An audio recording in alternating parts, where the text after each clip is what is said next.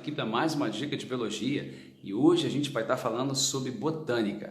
Eu vou falar aqui sobre as criptógamas. Quem são elas? As briófitas e as pteridófitas.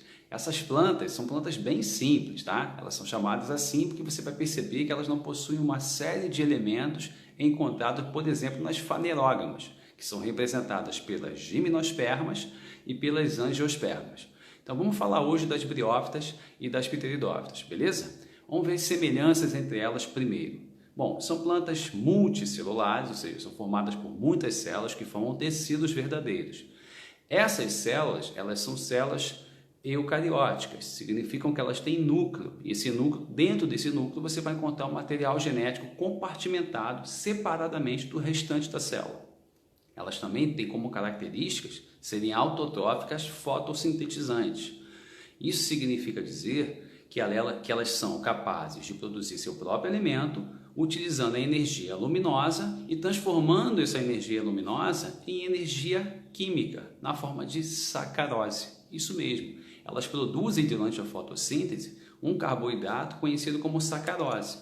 A sacarose é um disacarídeo, é formada por duas moléculas de glicose.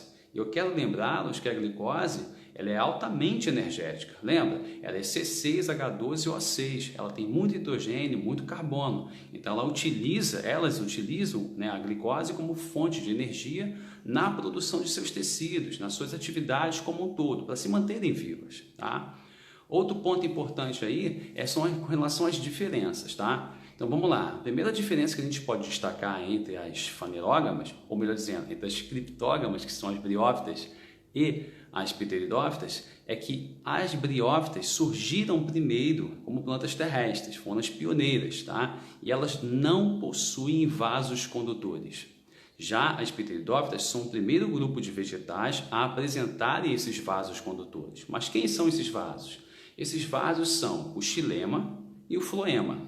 E dentro desses vasos vão circular ali um líquido que você vai chamar de seiva, mas tem diferença. No caso do xilema, você vai chamar de seiva seiva bruta. A seiva bruta, ela é transportada dentro do xilema no sentido raiz, caule, folha, ascendente. Por que isso? Porque ela é produzida, né, o material utilizado presente no solo, ou seja, a seiva, né, bruta, ela é rica em água e sais minerais e vitaminas, que serão utilizados pela planta como um todo.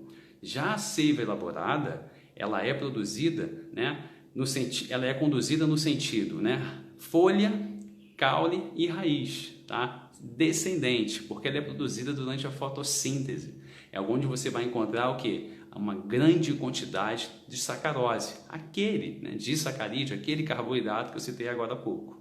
Então tem essa diferença. E esse carboidrato, como vocês viram, são utilizados para manter as células vivas, os tecidos vivos, a planta funcionando como um todo, né? Já que ele é produtor de energia, tudo bem? Agora, uma outra coisa muito importante, que é uma diferença que o vestibular gosta bastante, é com relação ao ciclo de vida. No caso das briófitas, você tem ali uma fase duradoura durante o ciclo de vida. E essa fase duradoura também está presente nas pteridófitas, só que essas fases duradouras, elas são diferentes em cada um desses grupos. No caso das briófitas, a fase duradoura é chamada de gametófito. Já nas pteridófitas, a fase duradoura durante o ciclo de vida é chamada de esporófito. Então, a fase duradoura, esporófito, pteridófita. Fase duradoura nas briófitas é chamado de gametófito. Essas fases duradouras é para mostrar ali para a gente que essas estruturas que serão formadas durante o ciclo de vida partem de estruturas chamadas gametófitos, que vão formar gametas, e esporófitos, que vão formar esporos. Tanto os gametófitos nas briófitas quanto os esporófitos nas pteridófitas são dois N's. E no momento que eles formarem os gametas e esporos, respectivamente, esses gametas e esporos são N, ou seja, reduz a metade da ploidia, ou seja, do número de cromossomos. Anota essas dicas, elas são bem legais e se você gostou, não esquece de deixar seu like. Até a próxima dica.